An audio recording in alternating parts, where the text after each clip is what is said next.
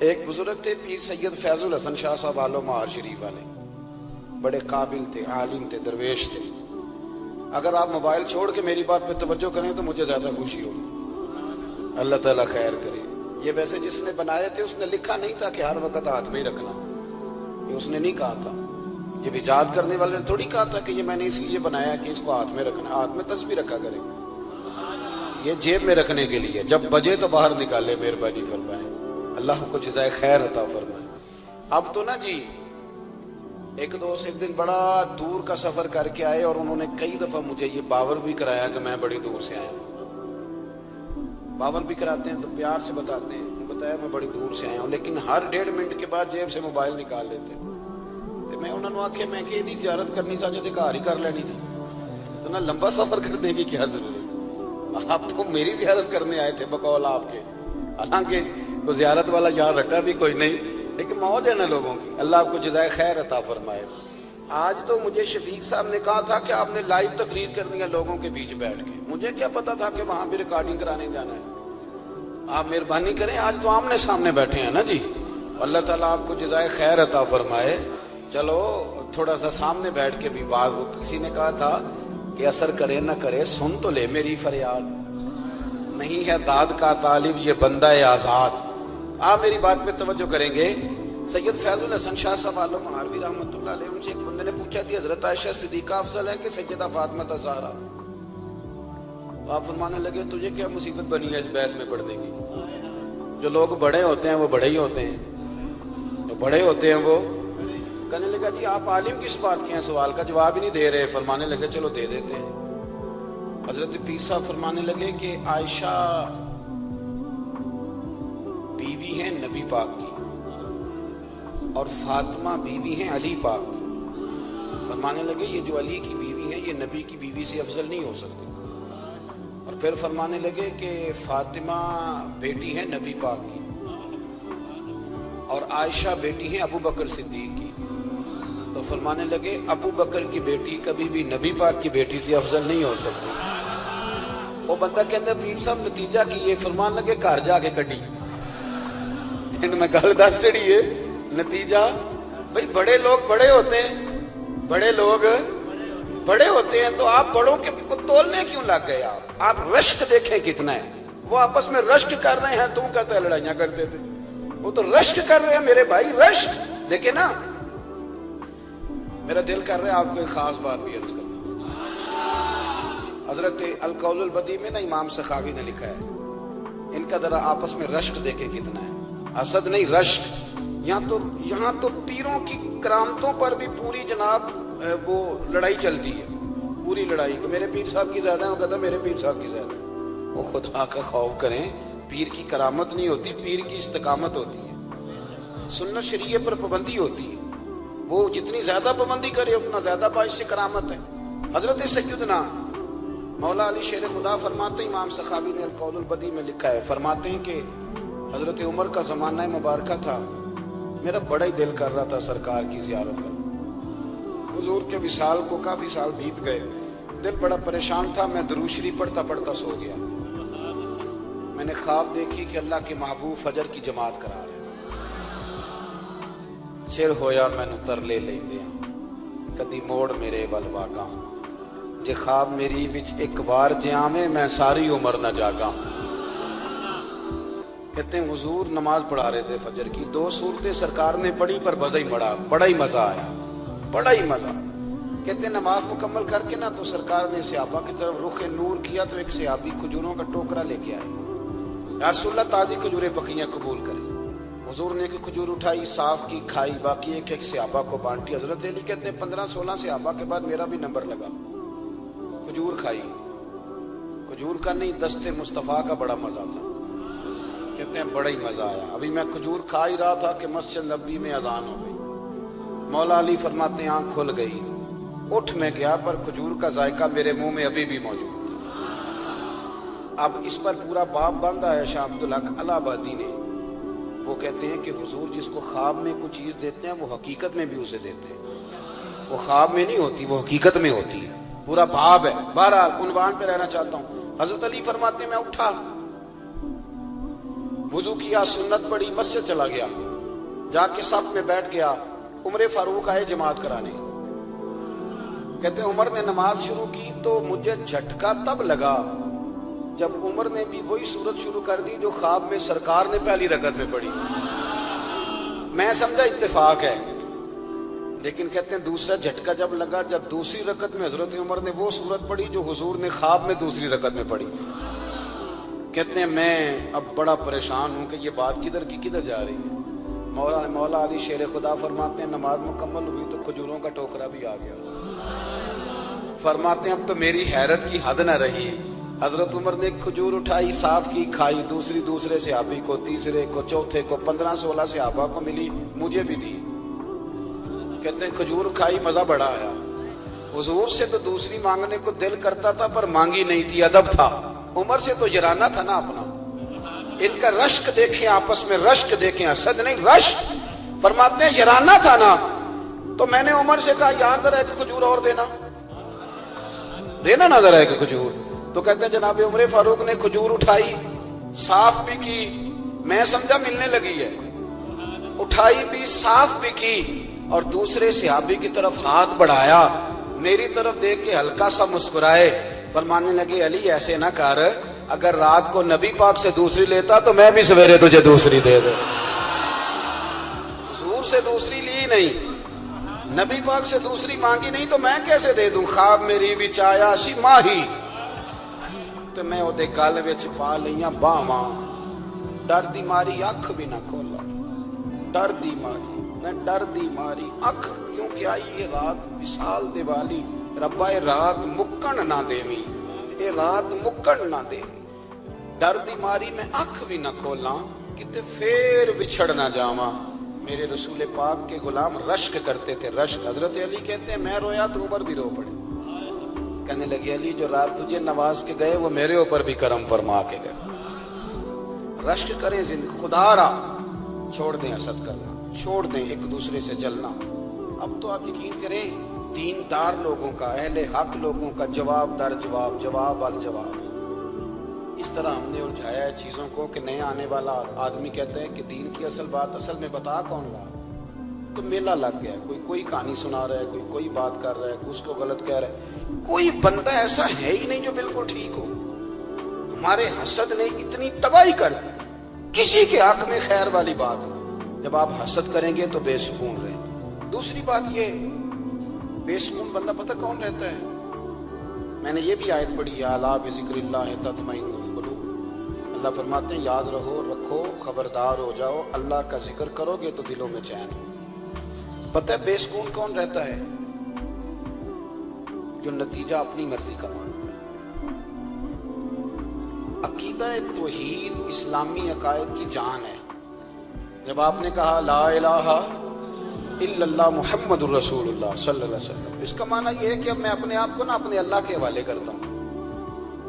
अब रब गरीबी में रखे फिर भी मैं राजी हूं, बीमारी में रखे फिर भी राजी हूं, सेहत में रखे फिर भी, औलाद दे तो फिर भी राजी हूं, ना दे तो समझे मेरी बात। ये तौहीद है।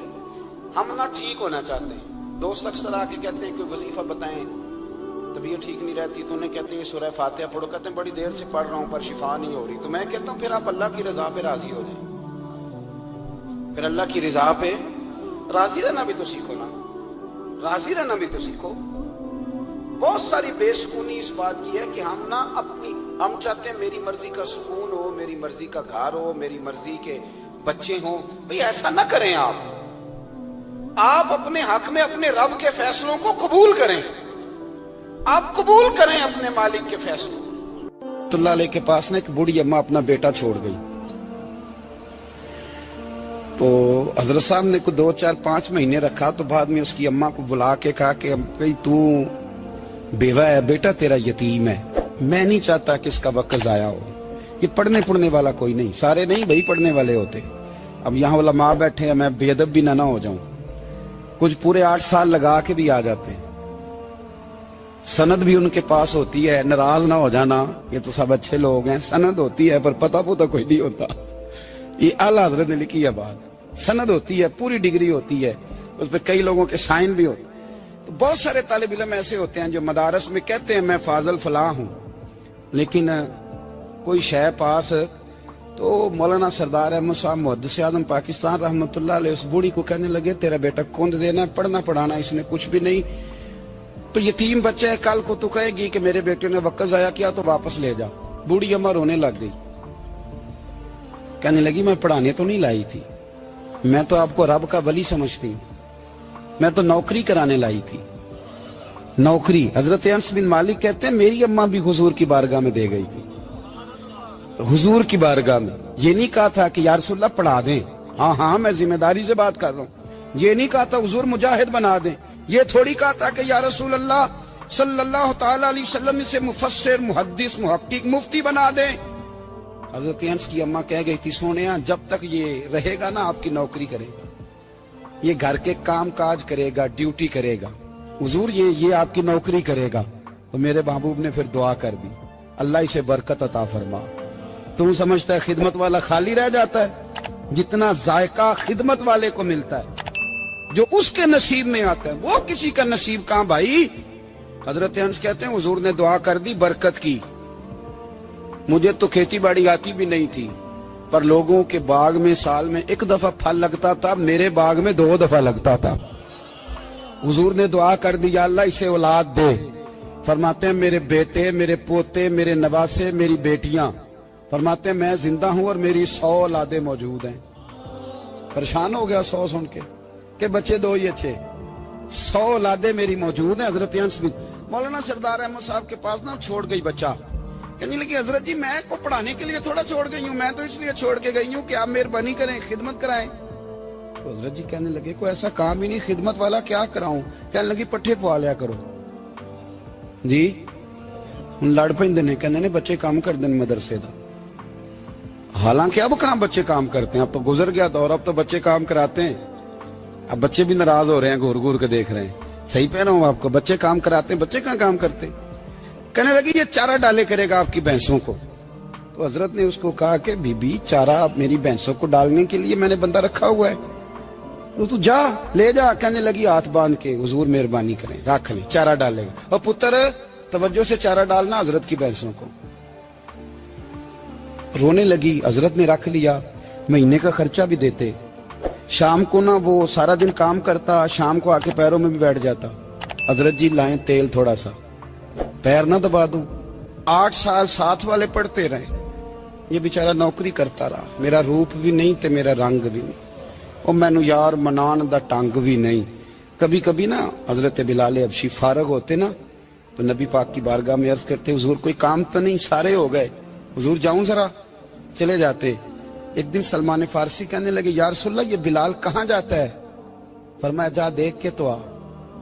حضرت سلمان واپس آئے تو آ کے رونے لگے، کہنے لگے سونیا جب یہاں سے جاتا ہے نا تو جا کے سیدہ فاطمہ کی چکی پیسنی شروع کر دیتا، بی بی صاحبہ کے کام کرنے لگتا ہے، گھر میں جا کے اسنین کی ڈیوٹی کرتا ہے، وہاں بھی کام یہاں بھی کام۔ وہ چارہ ڈالتا رہا، اس نے چارہ ڈالا۔ حضرت محدث اعظم کی بھینسوں کو دستار فضیلت کا وقت آ گیا، سارے پگڑیاں سجا کے آ گئے، آج دستار ہوگی۔ یہ نہ پیچھے ہو کے بیٹھ گیا، چونکہ پڑھا ہی نہیں تھا تو دستار کاہے کی، دستار تو اس کی جو پڑھے گا، ہم نے تو پڑھا ہی نہیں، ہم نے تو یار پڑھا، گھر پڑھا، ڈیوٹی کری۔ حضرت محدث اعظم رحمت اللہ علیہ کے ہاں جب اعلان ہونے لگا نا کہ اب دستار ہوگی تو حضرت نے پہلا اعلان اس کا فرمایا۔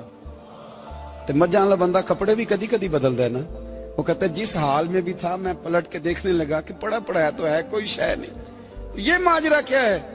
پیچھے سے اٹھ کے آئے تو کہتے ہیں باقیوں کی دستار کسی عالم نے کی، کسی صوفی نے کی، لیکن یہ بھینسوں کو چارہ ڈالنے والا جب آیا تو محدث اعظم نے فرمایا پگڑی کے بال کو کوئی ہاتھ نہ لگائے، یہ ساری دستار میں نے کرنی ہے۔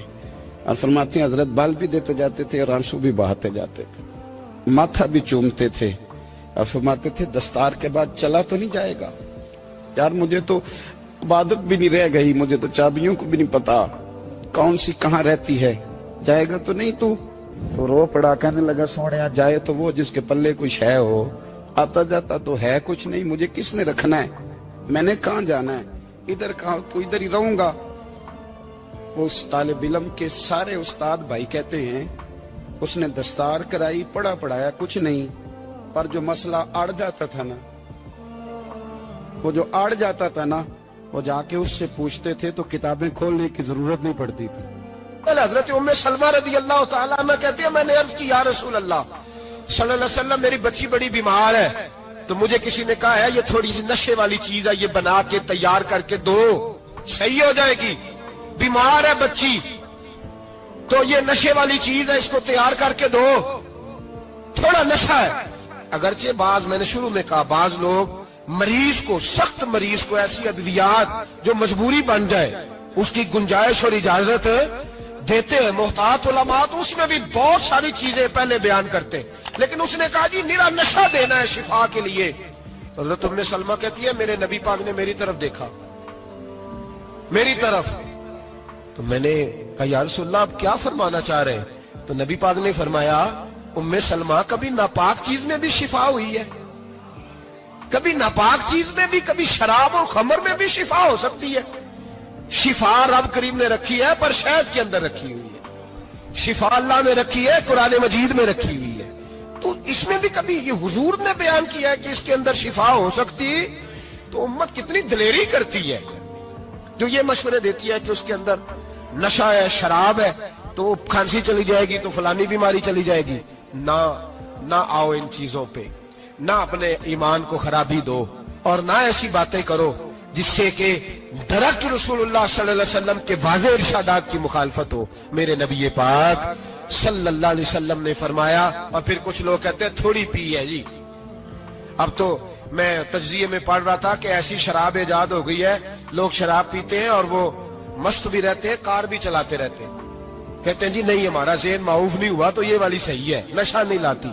मेरे नबी पाक सल्लल्लाहु अलैहि वसल्लम ने फरमाया, जिस चीज की थोड़ी मिकदार, ज्यादा मिकदार हराम है, उस चीज की थोड़ी मिकदार भी हराम है। जिसकी ज्यादा मिकदार हराम है उसकी थोड़ी भी, तो खमर और शराब अगर फुल पीना जायज नहीं तो थोड़ी पीना भी जायज, ये हराम है और हराम थी और कयामत तक हराम ही रहेगी। मेरे नबी पाक सल्लल्लाहु अलैहि वसल्लम ने मना किया और हुजूर ने इजहार नापसंदीदगी फरमाया, और मैं 40 दिन तो इबादत ही कबूल नहीं होती शराब पीने वालों जब तक सच्ची तौबा ना करे।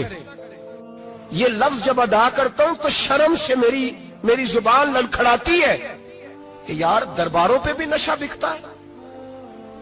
मैं ये बात कर रहा हूं सूफिया का तर्जुमान, दरबारों पे, मजारों पे, और सज्जादा नशीनों, तुम्हें जमीन निगल जाए, आसमान तुम्हें ले उड़े, तुम पर कहर नाजिल हो, तुमने बाप दफन करके तो वहां नशे का अड्डा बना लिया, माओं से बेटे छीनने लगे हो, औरतों के सरों से कपड़े छीनने लगे हो, सुहाग मारने लगे हो, बेटियां और बेटे यतीम करने लगे हो, नशा बेचते हो दरबारों और मजारों पे। ये तमाशा लग गया। आप कैसे करूं ये बात, पर करनी पड़ रही है, मजबूरी है, ये मजमून मुकम्मल नहीं हो सकता। बंद कर दे वो दरबार, हमें नहीं चाहिए जिन दरबारों पे नशा बिकता है। मैं जिम्मेदारी से कह रहा हूं, बात रिकॉर्ड हो रही है। जूते की नोक पे वो सज्जादा नशीन जो उम्मत को ड्रग्स देता है, वो सज्जादा नशीन का डेरा नहीं, वो गंद का अड्डा है। वहां से फैज नहीं मिल रहा, उम्मत की तबाही हो रही है। बता दो, फैला दो, इसको एतराज करना करो। मेरे रसूल पाक सैयद आलम सल्लल्लाहु ताला अलैहि वसल्लम का दीन जरूरी है, किसी पीर की सज्जादगी जरूरी, बोलिए सज्जादगी जरूरी। बड़ी जिम्मेदारी से कह रहा हूं और नुमाइंदगी कर रहा हूं अपनी जमात की। ना हमारे बुजुर्गों ने कल इसकी हिमायत की थी, ना आज करते हैं, ना कयामत तक करेंगे। बंद कर दे वो दरबार और मजार। बुजुर्ग दुनिया में ये काम करने आए थे और हमारी सोच इतनी गिर गई है, इतने हम कमजोर हो गए। कहते हैं जब उसको चढ़ जाती है तो फिर बड़ी मार्फत की बातें सुनाता है। तुझे शर्म नहीं आई है लफ्ज कहते हुए? अब नशई तुझे मार्फत सिखाएगा? अब तू शराबी से, भंगी चरसी से दीन सीखेगा? कहते हैं उसने पी हुई थी, चढ़ी हुई थी, मैं बात कर दी तो मेरा काम बन गया। इतनी गंदी और मैली सोच साहिब ईमान की होती है। तो अब नशइयों से जाकर दुआएं कराएगा? सुन, मेरे नबी पाक صلی اللہ علیہ وسلم نے فرمایا جو شراب پی لے نشہ کر لے اس کی تو 40 دن تک عبادت رب قبول نہیں فرماتا. تو کہتا چڑی ہوئی تھی تو اس نے دعا کر دی, تجھے شرم ہی نہیں آئی بات کرتے, حیا ہی نہیں کیا تو نے جملہ بولتے. یہ کوئی تصوف اور طریقت ہے؟ جاؤ اٹھا کے لے جاؤ. ایسی کوئی تصوف اور طریقت ہمیں نہیں چاہیے. ہمیں وہ والی طریقت چاہیے جس میں خدا کے قرآن کی بات ہوتی ہے اور محمد مصطفیٰ کے فرمان کی بات ہوتی ہے صلی اللہ علیہ وسلم. تو بھائی یاد رکھو یہ کوئی طریقہ نہیں. ایک مزار ہے, مجھے ایک صاحب کہنے لگے آ جائیں یہاں بھی فاتحہ پڑھیں. میں نے کہا یہاں کیا ہے؟ کہنے لگے تھے تو بابا جی نشہ وشا کرتے اور اب سنا ہے لوگوں کی منتیں بڑی پوری ہوتی ہیں. مجھے جذبات بڑے کم آتے ہیں. میں نے اس آدمی کو گریبان سے پکڑ لی, میں کہ ادھر ہٹ, وہ تو نشہ کرتا تھا اور تو جاتا تھا, تیری یہ کیسے طاقت ہوئی؟ تو نے مجھے مشورہ دے دیا ہے, تو ہمیں کمزور سمجھتا ہے؟ ہم کمزور ایمان کے لوگ ہیں اور میں یہاں تجھے کہوں گا نہیں نہیں میں یہاں نہیں جاتا میں وہاں جاتا ہوں. بالکل کوئی لگی لپٹی بات نہیں, کھری بات. تصوف وہ, دربار وہ جہاں قرآن پڑھا جائے اور رسول اللہ کی حدیث سکھائی جائے, باقی کوئی مطلب نہیں کسی قسم کا. میں داتا صاحب کبھی جاؤں نا جلسہ کرنے کسی کام سے کسی تقریب میں, تو میں داتا صاحب کے مزار پہ نہیں جاتا. میں کہتا ہوں یار یہ جرانہ نہیں کہ بندہ کسی کام آیا تھا تو فاتحہ پڑھ لی, واپس چلو. گکھڑ سے اسپیشل آئیں گے داتا صاحب کے مزار پہ حاضری دیں, اور میرے سنگی گواہ ہیں کہ میں اسپیشل ٹائم نکال کے بہت سارے کام چھوڑ کے اسپیشل جاتا ہوں, اور میں مراد ماننے نہیں جاتا, میں داتا صاحب کا شکریہ ادا کر دے جاتا ہوں. میں ان سے کہتا ہوں حضور آپ کی مہربانی, آپ یہاں آئے تو ہمارے بڑے بھی رسول اللہ کے غلام بن گئے. میں تو سلام عقیدت پیش کرنے جاتا ہوں. ہم مزارات پر جانے کے قائل نہیں, بلکہ ہماری تو عقیدت کا درجہ ہی مکمل نہیں ہوتا جب تک ہم مزار پہ سلام نہ کریں. پر مزار داتا صاحب کا, مزار خواجہ معین الدین اجمیری کا, مزار غوث اعظم جیلانی کا, مزار محدث اعظم مولانا سردار احمد کا, مزار اولیاء کا, مزار میاں شیر محمد شرک پوری کا, مزار رب کریم کے بندوں کا. بھنگیوں چرسیوں کے مزار نہیں ہوتے, اور نام ان مزارات کے قائل ہیں, بالکل قائل نہیں ہم. میں تھوڑے دن پہلے لاہور گیا تھا تو میں کار میں میاں صاحب میاں شیر محمد شرک پوری کا ذکر کر رہا تھا. میں اپنے دوستوں سے کہہ رہا تھا یار بہت بڑا بابا ہوا ہے. تو مجھے کہنے لگی کرامت کیا ہے؟ میں نے کرامت یہ ہے کہ ساری زندگی سنت کا درس دیا ہے. تو مجھے کہنے لگے آپ کبھی گئے نہیں؟ میں نے کہا میں اسپیشل گیا تھا اور تھوڑے دنوں کے بعد پروگرام بناؤں گا تو میں ساتھ لے کے جاؤں گا. ہم مزارات کے قائل ہیں, حاضریاں دیں گے مزاروں پہ, لیکن بھنگیوں چرسیوں کے مزاروں پر جانے کے قائل ہیں. زور سے بولے, یہاں جانے کے قائل ہیں. کوئی عقیدہ نہیں ہے ہمارا. نشہ بکے گا اب مزاروں پہ, اب یہ تصوف ہوگا وہاں, یہ طریقت ہوگی. اور ملت پر رحم کھاؤ خدا را. اگر تمہارے قومی ادارے کہتے ہیں رپورٹ کرنے والے کہ 70 لاکھ پاکستانی نشہ کرتا ہے, تو کیا تمہیں یہ نہیں پتا کہ نشہ بیچتا کون ہے؟ کیا تمہیں یہ نہیں پتا کہ ڈرگز کا کاروبار کون کرتا ہے؟ اگر تمہیں یہ پتا ہے تو کیا یہ خبر نہیں تمہیں کہ ان رگوں پر یہ خون اتارتا کون ہے؟ میں اپنے بزرگوں سے معذرت کے ساتھ, نشے کا آغاز, ناراض تو نہیں ہو جائیں گے بزرگ, نوجوانوں کو میں لتاڑ لیتا ہوں لیکن بزرگوں کی عزت کرنا سنت ہے. تو میں بزرگوں سے معذرت کے ساتھ, یہ یوں سمجھ لیے خوگرے حمد سے تھوڑا سا گلا بھی سن لے. نشہ سگریٹ سے شروع ہوتا ہے, سگریٹ سے. میں تمباکو کو حرام نہیں کہتا, یہ فتویٰ نہیں دے رہا. تمباکو کا حکم وہی ہے جو مولی کا ہے, جو کچے پیاز اور لہسن کا ہے, کہ آپ جب کھا لیتے ہیں تو منہ سے بدبو آتی ہے, تو آپ مسجد میں آئیں تو آنے سے پہلے مسواک کریں, منہ صاف کریں, پھر آپ آ جائیں. تو جائز ہے, مکروہ ہے لیکن حرام. لیکن تمباکو سے آگے جب حالات بڑھتے ہیں, تجزیہ نگاروں نے لکھا ہے کہ ہمارے پنجاب کے کچھ علاقوں میں اب سگریٹ سے نکال کے نا, پہلے بھی بھرتے تھے لوگ اس میں بڑا کچھ, اب پتہ ہے کہ نیا نشہ ایجاد کیا, اب اس کے اندر چسبی بھرتے ہیں اور چھپکلی کو مار کے سکھا کے خشک کر کے اس کو پیس کے وہ ساتھ نشے کے ملاتے ہیں, اور اس کا حال یہ ہوتا ہے کہ آدمی کو زیادہ نشہ ہوتا ہے, اور کہتے ہیں وہ اتنا گند ہے کہ وہ آدمی کسی کو دانت بھی لگائے گا تو وہ بندہ بھی بیمار ہو جائے. क्या यहां लोग स्पिरिट नहीं पीते आपके मुल्क में? और हम कभी सड़क पर जाते हैं तो नशेई को देख के मजाक करते हैं, देखना मैं हारन लगाऊंगा तो गाड़ी के हारन से गिर जाएगा। लेकिन तुझे पता नहीं कि ये किसी मां का बेटा है, पता नहीं किसी बीवी का शौहर है। एक हमारे दोस्त हैं, बुजुर्ग हैं, उनका दामाद फौत हो गया, नशा करता था। तो मैं ताजियत करने उनके घर पहुंचा तो खड़े हो गए हाथ बांध के, कहने लगे हजरत साहब बाकी सारियां गल्लां छड़ दियो, सिर्फ नशे ते तकरीर करया करो। वो जब जीता था तो तब भी उसके बच्चे यतीम ही थे, यतीम ही थे। मेरी बेटी जब मेरे घर आती थी और मैं अपने पोतों के उतरे कपड़े उसे पहनने को देता था तो मेरा कलेजा फटता था। और मेरी बेटी उसकी जिंदगी में भी बेवा की जिंदगी गुजार रही थी। वो मेरी बहुओं के उतरे हुए कपड़े पहनती थी। कोई दुआ करो, कोई जलसे करो, ये लत खत्म हो जाए। और कहने लगा अब मेरे वो चला तो गया है, दादा दादी इसके पहले कोई नहीं, चचा है कोई नहीं, जब तक तो मैं जिंदा हूं इन नवासों को कोई रोटी का लुकमा, कोई कपड़ा मिल जाएगा। लेकिन सोचता हूं मैं बूढ़ा हूं, मर गया तो इनको कोई पूछेगा भी नहीं, कौन इनकी खबर। इतना जुल्म इस कौम से, इतनी ज्यादती। और आराम से लिखकर लोग गुजर गए कि ये 70 लाख है, इनका दर्द तो समझो, तकलीफ तो समझो। 7 फुट का सोना जवान और नशे का आदी है तो किसी नाली में पड़ा हुआ है। और मैंने कहा उस कौम के साथ इससे बड़ा भयानक मजाक क्या होगा। कोई दानिशवर था बड़ा जालिम, उस जालिम से कोई मशवरा लेने आया।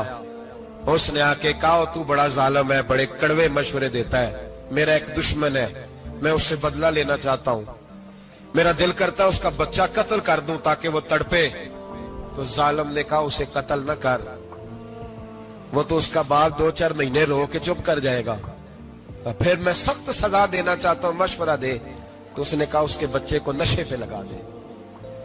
जिसका बच्चा नशा करेगा वो बाप रोज मरेगा, रोज जिएगा, वो मां रोज मरे जिएगी, नशे पे लगा दे। इस कौम के साथ सबसे बड़ा जुल्म ये हुआ कि मिल्लत का जवान नशे पे लग गया, ड्रग्स पे लग गया। इतने तबाह हालात हुए कि जवान चढ़ती जवानियां। अम्मा ने किताब दे के भेजा था और कॉलेज से वापस आए तो नशे के टीके हाथों में पकड़े हुए, टीके। और आपके इस मुल्क के इस्लामाबाद में एक दिन मीडिया ने वो खबर भी वायरल की और वो चीज भी दिखाई लोगों को। 3 महीने का बच्चा लेके नशई सड़क पे आ गया। उसने कहा मेरा नशा खत्म हो गया, मेरा बच्चा खरीद लो, 2 पुड़ियां दे दो। तो वहां बीबियां जो सुन रही थी वो भी चीखे मार के रो रही थी। ये जुल्म किया इस कौम के साथ। और करप्शन की लानत ने इजाजत दी सप्लाई करने वालों को कि गली गली बेचे, गली गली। इन्होंने कुछ थोड़ा जुल्म नहीं किया इन हुक्मरानों ने। और हमारी ऑपोजिशन, उसको न सिर्फ इतना पता है कि ये जाए और हम आए, इससे ज्यादा कोई गर्ज नहीं। भाई करप्शन के खिलाफ निकले हो तुम, नशे के खिलाफ किस दिन निकलोगे? जुए के खिलाफ किस दिन? कौम तो मर रही है नशे से, इसके खिलाफ मैदान में कब आओगे? सिर्फ इतना है कि ये जाए और हमारी बारी आए, इससे ज्यादा कुछ नहीं। जितने मुजरम वो है उतने ही तुम बनते जाओ। साल मुहर्रम से शुरू होता है और जिलहज पे ख़त्म होता है। इस बात का भी ज़रूर ख्याल रखा करें कि हमारा जो इस्लामी साल है उसका आगाज़ जनवरी से नहीं होता, उसका आगाज़ मुहर्रम से होता है और उसका इख्तिताम दिसंबर पे नहीं होता बल्कि उसका इख्तिताम जिलहज पे होता है। इस्लामी साल का आज पहला दिन है, यकम मुहर्रमुल हराम, अमीरुल मोमिनीन, खलीफतुल मुस्लिमीन, जानशीन मुस्तफ़ा, जबल इस्तकामत और रसूलुल्लाह के दीन का बहुत बड़ा सिपाही हजरत उमर फारूक रदी अल्लाह ताला अन्हु। जनाबे उमर का नाम सिर्फ काम नहीं, हजरत उमर का नाम इनकलाब बर्पा कर देता है।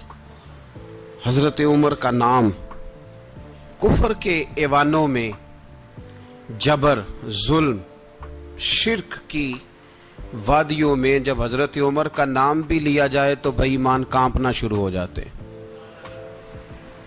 हजरत उमर फारूक रदी अल्लाह ताला अन्हु। हजरत उमर मामूली शख्स नहीं, मामूली आदमी नहीं। कुछ लोग सदियों के बाद पैदा होते हैं और कुछ लोग ऐसे होते हैं जो एक ही बार पैदा होते हैं, उन जैसा दूसरा पैदा होता ही नहीं, दूसरा उन तरह का पैदा होता ही। हजरत उमर रदी अल्लाह ताला अन्हो जैसी शख्सियात पैदा ही नहीं होती दोबारा। सारे सहाबा दर रिसालत माब पे खुद आए। ये वो अजीम शख्स है जिसे अल्लाह के महबूब ने अल्लाह से मांग के लिया है। कहे अल्लाह ये मुझे दे दे, अल्लाह से मांग के लिया है। इसलिए सूफिया कहते हैं कुछ मुरीद होते हैं, कुछ मुराद होते हैं।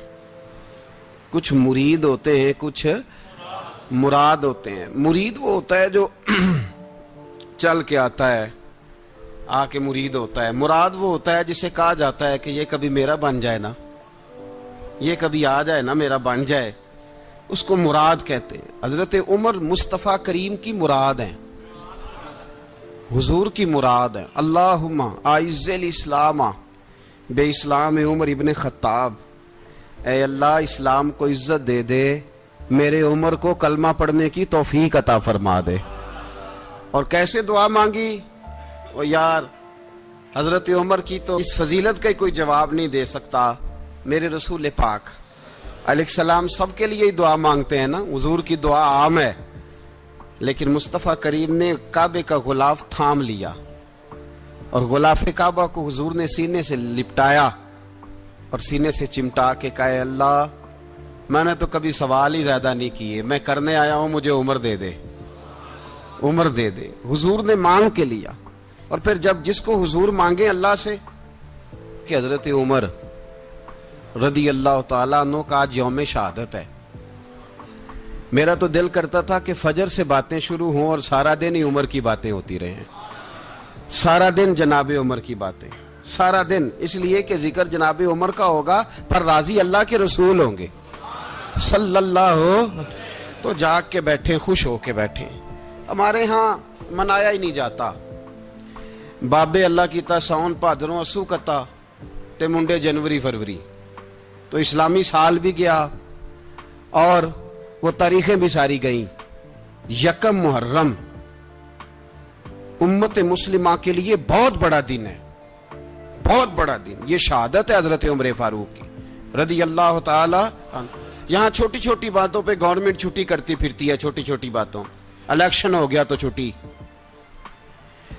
फलां जगह पे थोड़ा सा किसी ने खबर दे दी कि कोई परेशानी है तो छुट्टी, फलां जगह ये हो गया तो छुट्टी।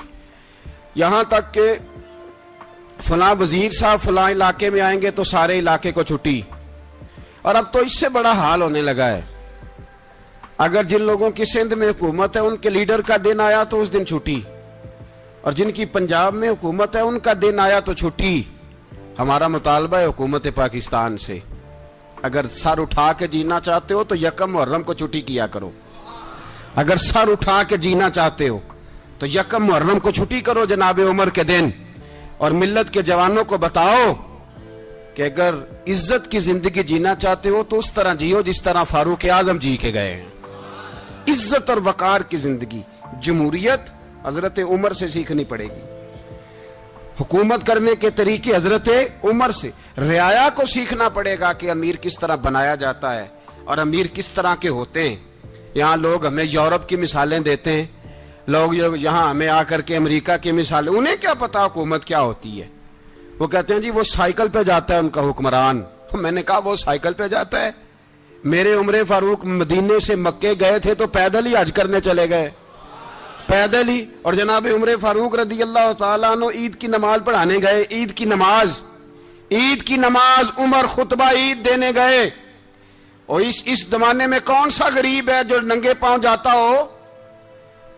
कौन सा गरीब है जो मस्जिद नंगे पांव जाता हो? लोगों ने तो 3 किस्म की चप्पलें रखी हुई हैं। एक मस्जिद जाने की अलहदा है, घर पहनने की अलहदा है, शादी ब्याह पे जाने की चप्पल अलहदा है, حضرت عمر فاروق رضی اللہ تعالیٰ عنہ نکلے عید کا خطبہ دینے کے لیے، تو بیوی سے کہنے لگے جوتا. اس نے کہا صاحب اتنی دفعہ ٹوٹا ہے اب گانٹھا نہیں جا سکتا، اتنی دفعہ ٹوٹا ہے کہ اب دوبارہ پیمند نہیں لگ سکتے. تو حضرت عمر کہنے لگے چل کوئی حرج نہیں، بغیر جوتے کے ننگے پیر ہی چلتے ہیں، کوئی حرج نہیں. تو کہنے لگے لوگ کیا کہیں گے؟ فرمایا چپ کر. لوگ جس دن عمر نے یہ دیکھ لیا نا لوگ اس کے بارے میں کیا کہتے ہیں، اس دن عمر نہیں رہے گا. تو کہا پھر آپ کا نظریہ کیا ہے؟ فرمایا میرا نظریہ یہ ہے کہ رب رسول میرے بارے میں کیا کہتے ہیں. لوگوں کا کیا ہے؟ لوگ کل کسی کے بارے میں کچھ کہتے ہیں اور پرسوں کچھ کہتے ہیں. میرا نظریہ یہ ہے کہ رب رسول میرے بارے میں ننگے پیر عمر جا رہے ہیں. کون جی؟ میں بڑا ماڑا. اچھا جناب کیا غربت ہے؟ 10 قسم کے جوڑے لٹکے ہوئے ہیں کمرے میں اور پہننے کی فرصت نہیں. سویرے کیا پہننا ہے، شام کیا پہننا ہے، 15 سوٹ کٹھے استری ہو کے لانڈری والا بھیج رہا ہے، اور تو غریب ہے. تو بہت بڑا غریب ہے. اس لیے کہ غربت پیسوں کی وجہ سے نہیں ہوتی، غربت تو دل کی ہوتی ہے. تو واقعی بڑا غریب ہے اور تو غریب ہی رہے گا. امیر تو عمر فاروق تھے جو ننگے پاؤں چلے گئے عید کی نماز پڑھانے. تو رستے میں جو ملا کہنے لگا عمر جوتا تو پہن لو. فرمایا تمہیں عمر کا جوتا نہ پہننے کا نقص تو نظر آیا ہے، کوئی حرج نہیں. اگر عمر کو کبھی بتانا ہوا تو وہ والا نقص بتانا جو عمر کی سیرت میں پیدا ہو، کردار میں پیدا ہو، وہ والا نقص بتانا. یہ چھوڑو جوتے آتے جاتے رہتے. ننگے پاؤں گئے، پاؤں دھوئے، نماز پڑھائی، لوٹ آئے. او بھائی یہاں تو ہمارا بناؤ سنگار اترنا، جتنی توجہ کپڑوں کی طرف ہے اتنی توجہ کبھی ہماری علم کی طرف ہوتی نا، جتنا ذوق شوق ہمارا بناؤ سنگار کی جانب ہے، اتنا بناؤ سنگار کبھی ہمارا اخلاقیات کی جانب ہوتا تو معاملات بڑی حد تک سنورے ہوئے ہوتے. حضرت سیدنا فاروق اعظم رضی اللہ تعالی اپنی زندگی کو ترتیب دیا. ایک دن بھی خلافت نہیں مانگی اللہ سے. حضرت عوف بن مالک اشجعی ایک صحابی ہیں. حضرت عوف بن مالک رضی اللہ تعالیٰ عنہ فرماتے ہیں کہ جناب ابو بکر صدیق کا زمانہ تھا تو میں نے خواب دیکھا. میں نے خواب میں جناب عمر کو دیکھا اور میں نے دیکھا کہ کوئی کہنے والا کہہ رہا ہے کہ عمر وہ ہے کہ اللہ کے رستے میں کوئی اسے جتنا مرضی برا بھلا کہے یہ پرواہ نہیں کرتا. کس کے رستے میں؟ بولے سارے. اس کا مطلب ہے اللہ کے رستے میں لوگ برا بھلا بھی. قرآن مجید نے کہا وَلَا يَخَافُونَ لَوْمَةَ لَائِمٍ. کچھ لوگ ایسے ہیں جو برا بھلا کہنے والوں کی پرواہ نہیں کرتے. آپ یقین کریں اگر پرواہ شروع ہو جائے نا تو دین کا کام ختم ہو جائے. نہ کوئی تقریر کرے، نہ کوئی تدریس کرے، نہ کوئی پیری مریدی کرے، ختم ہو جائے اگر باتوں کی پرواہ ہو. لیکن وہ پرواہ، حضرت عوف بن مالک اشجعی کہتے ہیں میں نے خواب میں دیکھا کہ عمر وہ ہے جو کسی کی پرواہ، اور دوسری بات میں نے یہ دیکھی کہ عمر خلیفہ بنے گا، اور تیسری بات میں نے خواب میں یہ دیکھی کہ عمر شہید بھی کیا جائے گا، عمر شہید بھی ہوگا. یہ میں نے 3 باتیں خواب میں دیکھی. فرماتے ہیں میں نے آ کے خواب حضرت ابو بکر صدیق کو سنائی. وہ خلیفہ تھے. وہ کہنے لگے ٹھہر جا، میں عمر کو بلاتا ہوں، اس کے سامنے دوبارہ سنانا. اس کے سامنے. فرماتے میں نے بلایا حضرت عمر فاروق کو، آ کے بیٹھے. خواب شروع ہوا. کا ایک بات تو میں نے یہ دیکھی کہ آپ ملامت کرنے والے کی پرواہ نہیں کرتے. دوسرا آپ خلیفہ بنے گے. جناب عمر کہنے لگے چپ کر، ابو بکر کے سامنے ہی کہہ رہا ہے، چپ کر، خلیفہ کے سامنے ہی کہہ رہا ہے. تو حضرت ابو بکر صدیق کہنے لگے عمر اسے کہنے دو، مجھے لگتا ہے رب کی رضا یہی ہے کہ میرے بعد اگر مصطفیٰ کا منبر ملے تو عمر کو ملے. اسے کہنے دو. یار یہاں تو لوگ ڈینگے مارتے ہیں، یہاں تو لوگ دعوے کرتے ہیں میرے سامنے فلانے کو بھی بٹھاؤ، فلانے کو بھی بٹھاؤ، اس کو کیا پتا، اس کو کیا پتا. یہ تو بڑکے مارنے کا دور ہے.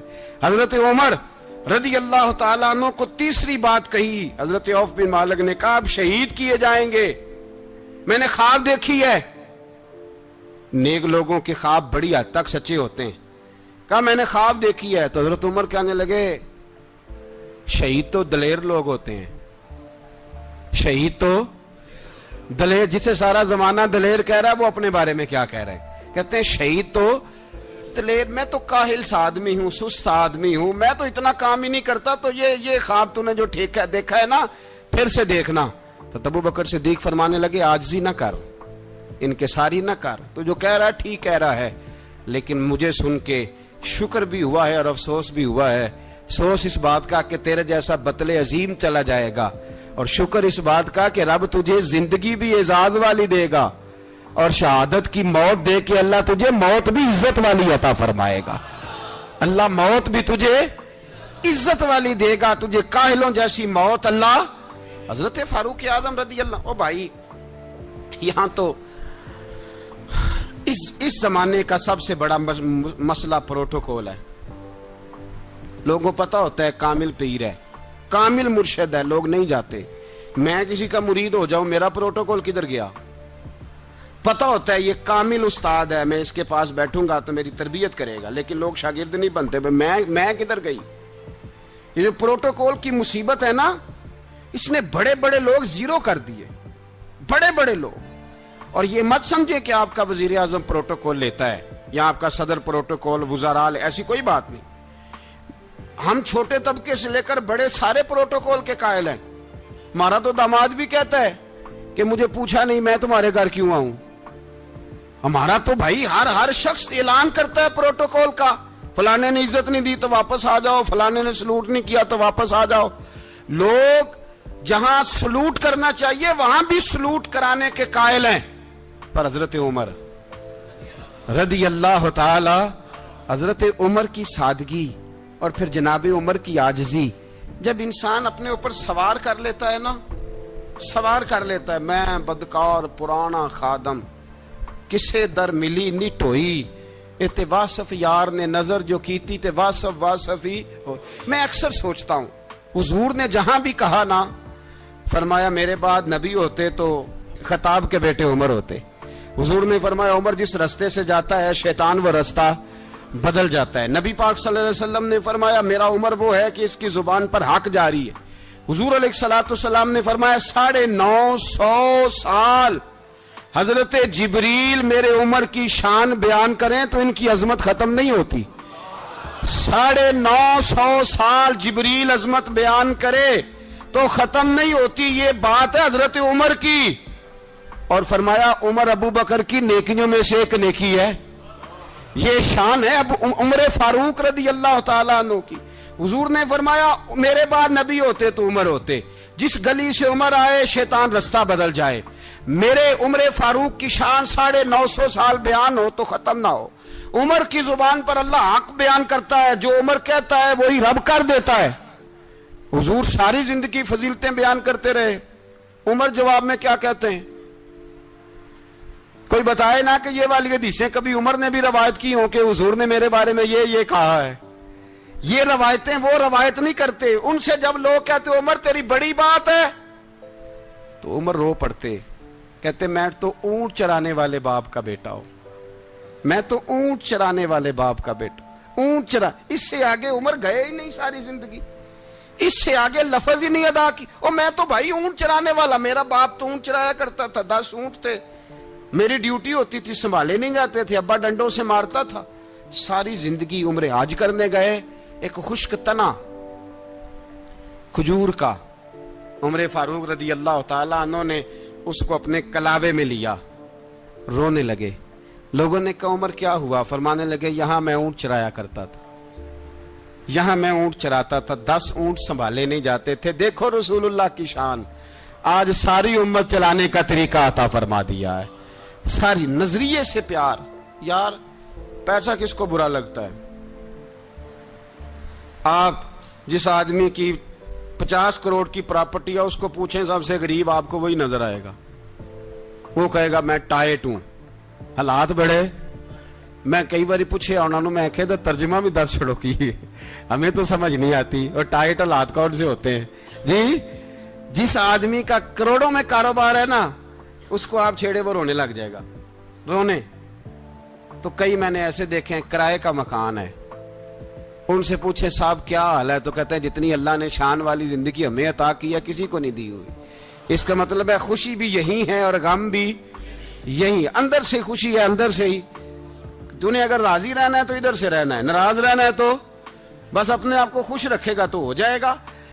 سارے صحابہ مل کے آئے, کہنے لگے عمر فاروق سے کہنا ہے نبی پاک کے زمانے میں تو ظاہراً غربت تھی, ابو بکر کے دور میں بھی غربت تھی, اب تو بڑا محال ہے. عمر سے سفارش کرو کہ عمر نیا کرتا پہنا کرے. ملکوں کے سفیر آتے, عمر وہی پھٹی پرانی چادر اوڑھ کے اور وہی کئی جگہ پہ پیوند لگے سوٹ پہن کے سفیروں کے سامنے بیٹھ جاتا ہے. عمر کو مشورہ دو, طے ہو گئی بات. سب نے جب مشورہ دے لیا تو سارے کہنے لگے یہ بتاؤ شیر کی مونچھ کو ہاتھ کون لگائے گا, کہنا کس نے ہے, بندہ بھی تو ڈھونڈو نا. نے کہا جناب میرا یہ خیال ہے کہ مولا علی شیر خدا کہیں گے, کیونکہ جس شخص کی عمر کو سب سے زیادہ حیا کرتے دیکھا وہ شیر خدا مولا علی ہے رضی اللہ تعالی علی کہیں گے. اس لیے کہ جناب علی تو کئی دفعہ جب گفتگو کرتے تھے تو حضرت عمر چپ کر جاتے تھے اور فرماتے تھے علی نہ ہوتا تو میں ہلاک ہو جاتا. تو کہا علی سے کہو. جناب علی شیر خدا کو بلایا, کس کام کے لیے جی؟ اللہ اکبر. یہ ذرا آپ نے اس دور پہ اس بات کو ذرا لاکا جناب ان سے کہیں کہ زیادہ نہیں, ایک کرتا نیا پہن لے, سفیر آتے ہیں وزیر آتے ہیں تو ایک کرتا نیا پہن لے. حضرت علی کو بلایا, آپ فرمانے لگے کوئی اور بات ہوتی تو میں کہہ دیتا, یہ والی میں نہیں کہہ سکتا. کوئی اور ہوتی تو میں عمر کو کئی دفعہ کہہ دیتا ہوں, جلال میں بھی تو سن, یہ والی میں نہیں کہہ سکتا. میں تمہیں ایک مشورہ دیتا ہوں. کہ وہ کیا؟ کہنے لگے سید عائشہ صدیقہ سے کہو, وہ مومنوں کی ماں ہیں, عمر ٹالے گا نہیں.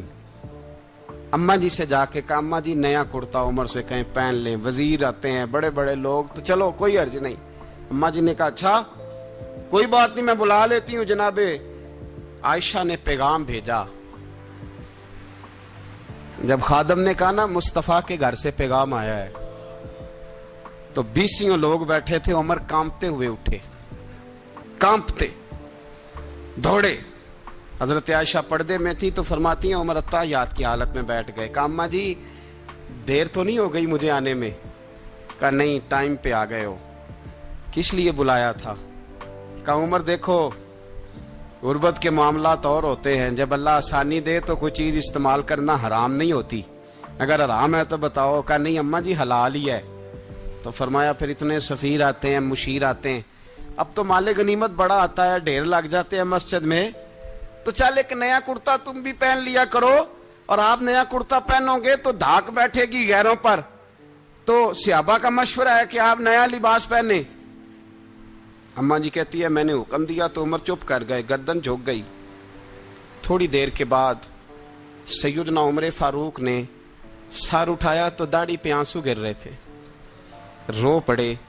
کہنے لگے پاک محبوب کی پاک بیوی جیسے حکم کرتی ہو میں حاضر ہوں, پر مجھے وہ والا لباس پہنانا جو میرے مصطفیٰ نے پسند فرمایا ہے.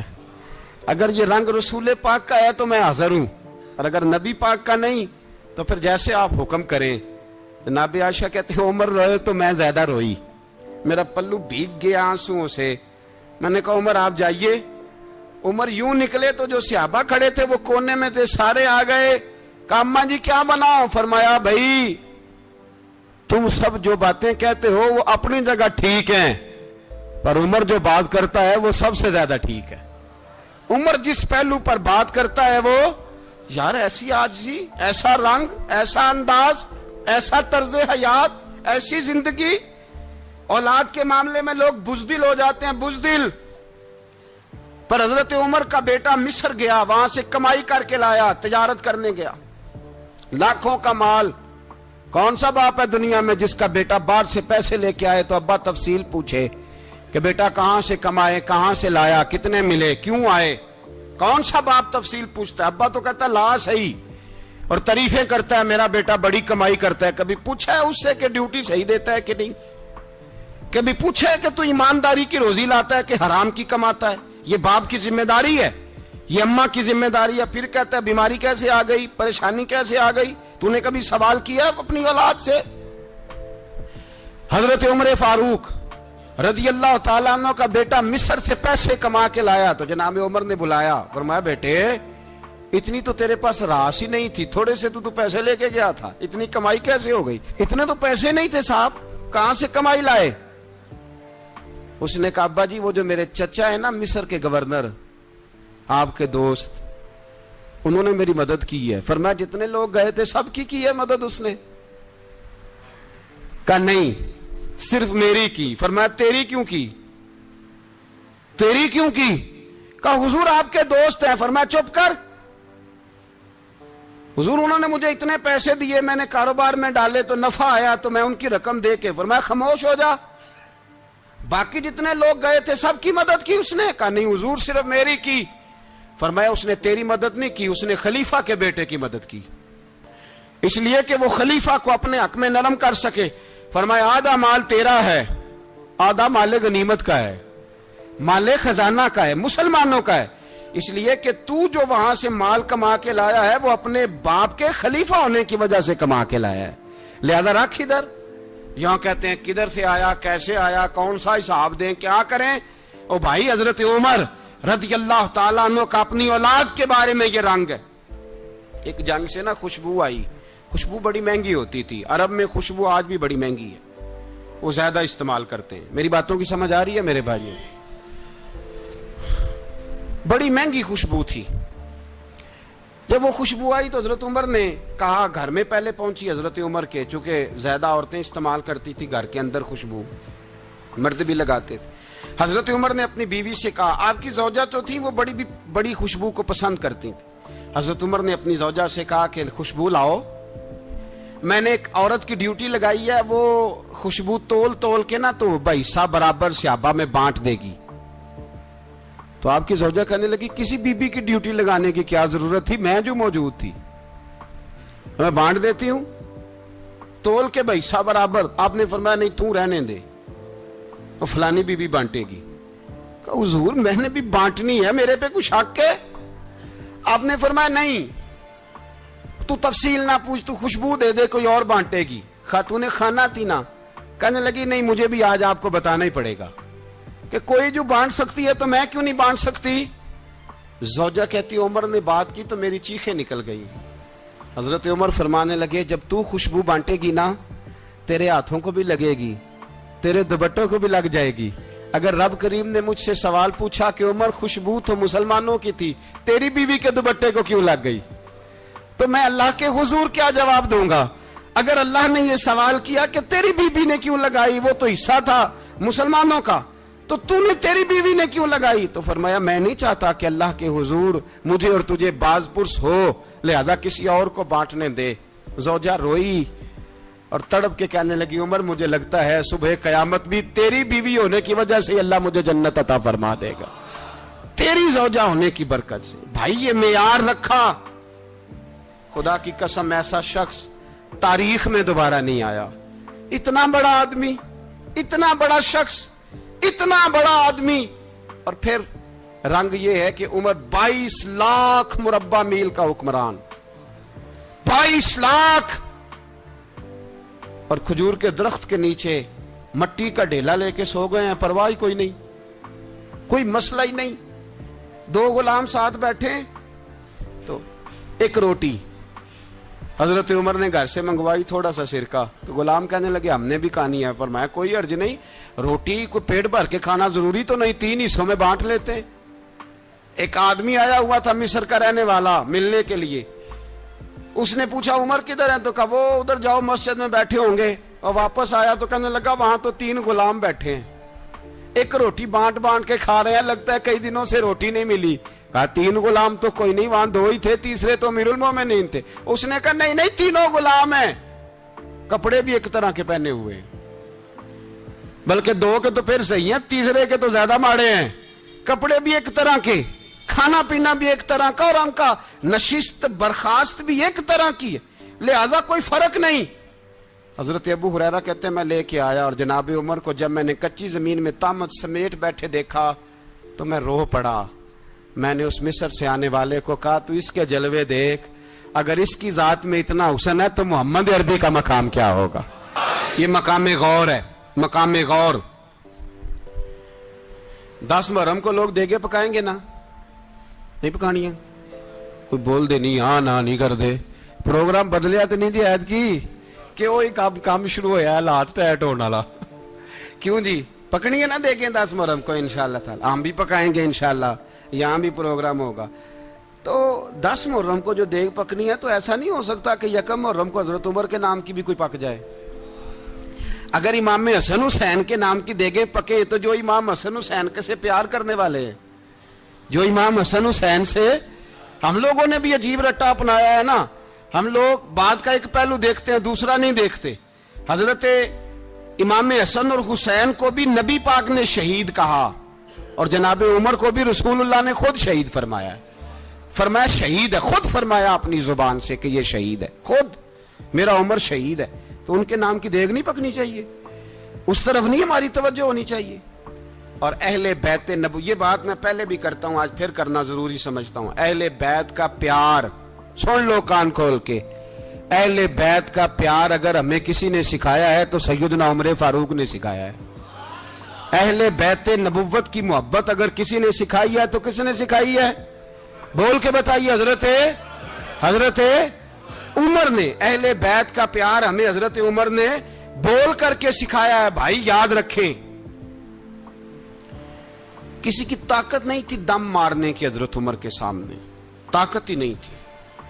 کیسر و کسرا کانپ جاتے تھے, جرت ہی نہیں کرتے تھے حضرت. اور ہمارے تو تعلقات بڑے ہیں نا غیروں سے. حضرت ابو موسیٰ اشعری رضی اللہ تعالیٰ عنہ فرماتے ہیں میرا منشی عیسائی تھا, وہ کاتب کہتے تھے وہ لوگ, میرا حساب کتاب عیسائی تھا. تو فرماتے ہیں ایک دن میں نے وہ سارا حساب کتاب لین دین کے حضرت عمر کو دکھائے تو فرمانے لگے جس نے لکھے ہیں اس کو بلاؤ. کہنے لگے حضور مسجد نہیں آ سکتا. کیوں نہیں آ سکتا؟ کہنے لگے وہ عیسائی ہے. کہتے ہیں حضرت عمر جلال میں آ گئے. آپ فرمانے لگے جنہیں رب دور کرتا ہے تم کیوں قریب کرتے ہو؟ جنہیں اللہ دور کرتا ہے. فرمایا تم غیروں کو اگر عہدے دو گے تو اپنوں کا کیا بنے گا؟ اگر تم غیروں کو عہدے دو گے تو اپنوں کا. یہ سوچ ہے جو آج برما کے مسلمانوں کے لیے بھی ضروری ہے. کہا اگر تم غیروں کو عہدے دو گے تو اپنوں کا. ہم نے غیروں کو عہدے دیے تو دیکھا نا اپنے کس طرح کاٹے جا رہے ہیں. غیروں کو جو عہدے دے دیے جرانے سارے غیروں سے. روز دعویٰ ہوتا ہے چین ہمارا سجن ہے, چین ہمارا دوست ہے.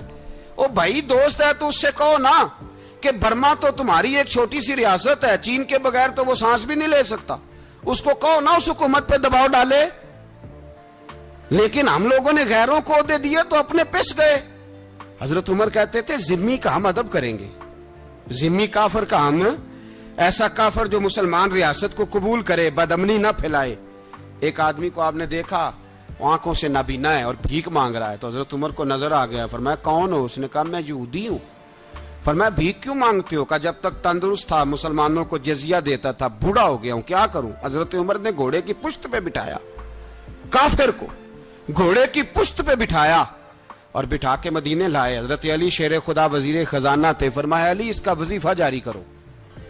کہا یہ کون ہے؟ فرمایا یہ یہودی ہے لیکن یہ ہمیں جزیہ دیتا رہا, بوڑھا ہو گیا بیچارہ, بھیک مانگنے پہ مجبور ہے, ہماری حکومت کے اندر رہتا ہے, اس کا پورا وظیفہ جتنا خرچہ اتنا وظیفہ لگاؤ. حضرت علی کہتے ہیں میں وظیفہ لگا رہا تھا اور وہ میرے نبی کا کلمہ پڑھ رہا تھا, وہ رسول اللہ کا کلمہ پڑھ رہا تھا. یہ